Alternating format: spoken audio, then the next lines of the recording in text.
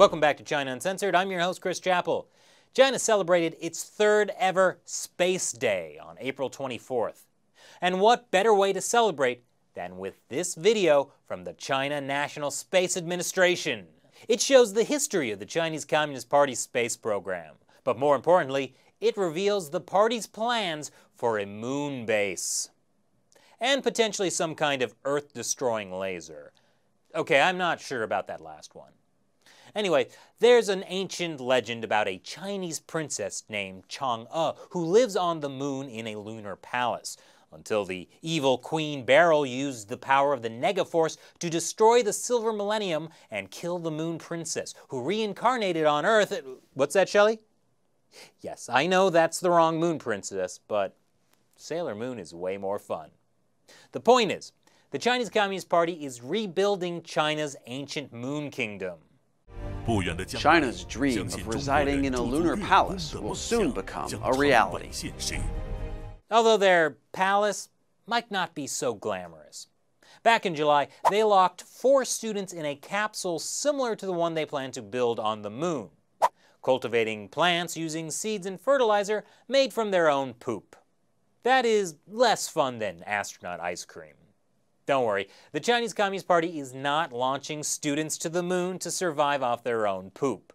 Matt Damon already did that on Mars.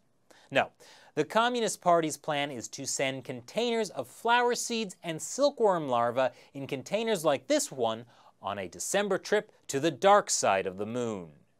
But surely there's no dark side to China's moon ambitions, except, well, you know how the United States space program, NASA, is a civilian organization? Well, China's space program is a branch of the Communist Party's People's Liberation Army. So China's moon base will actually be set up by the Chinese military. That's because to the Chinese Communist Party, space is the final frontier of war. I'm not making this up. That's according to this report to the US government. Chinese military analysts view space as the ultimate high ground and claim that space warfare is inevitable, and for the Chinese military, seizing the initiative is to achieve space supremacy. The report warns that the Chinese regime is developing capabilities that could also be used to attack US bases and the bases of its allies in Asia, as well as targets within the 50 states. Yeah, turns out that's no moon, that's a battle station. The moon is a key part of China's long-term space warfare strategy. Richard Fisher, senior fellow with the International Assessment and Strategy Center, says China wants to control the Earth-Moon system. By doing so, it can impose a toll on the space economy ambitions of the West. A key part of that is helium-3. And no, that's not what Xi Jinping will inhale to sound like Sailor Moon. Helium-3 is a key fuel for nuclear fusion energy, an almost unlimited source of non-polluting energy. And while there's basically none of it on Earth, some estimates suggest that there are at least 1.1 million metric tons of helium-3 on the lunar surface, enough to power human energy needs for up to 10,000 years. And there's yet another reason why the Chinese Communist Party wants to set up shop on the moon. According to the legend, the moon has already been Chinese territory since ancient times, because Moon Princess. But now, the Communist Party is looking to put that claim on more solid footing. According to a 1967 UN treaty signed by over 100 countries, including China, no one is allowed to own the moon. But the Chinese Communist Party still wants a slice of the moon pie, the same way they've been carving out slices of the South China Sea, and setting up military bases there, even though the rest of the world has been telling them they're not allowed to. And for the party, sending a spacecraft to the moon may provide a compelling case for recognition if the moon were ever to be carved up into zones of research and economic development. So flowers and silkworms on the moon count as territorial claims, right? Of course, China isn't the only country going to the moon. And who is this mysterious rival? Why, it's US President Donald Trump, and he wants to join Xi on the moon. In the 2019 budget for NASA, the president's space policy directive is that the United States will lead the return of humans to the moon.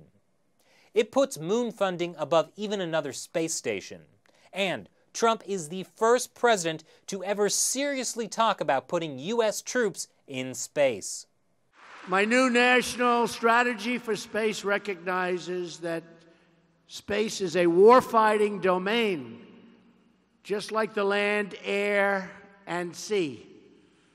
We may even have a space force. Make space great again. Not that it ever wasn't. I assume Trump is also going to build a space wall to keep out those illegal aliens.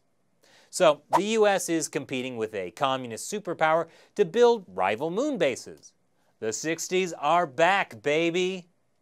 Hopefully they don't bring back the constant fear of impending nuclear annihilation. But in terms of this new space race, the U.S. is already winning, at least when it comes to spending. The U.S. spends about $21 billion a year on NASA, while China only spends $3 billion on its space program. Though the Chinese Communist Party has gotten some hits in. They were responsible for hacking NASA climate satellites in 2007 and 2008, but no permanent damage was reported. The thing is, space is already part of modern warfare. GPS for soldiers and missiles, communications, wireless internet, even a lot of spying. That all relies on satellites in space. Destroy those satellites, and you can cripple a much larger army. That's something the Chinese regime understands. It's been decades since the last space race, so a lot of this moon-based stuff sounds more like science fiction. But it might not be as far away as we think. And this new space race could make for some strange bedfellows. So what do you think of China's moon plans? And will Tuxedo Trump and Sailor She ever get over their differences?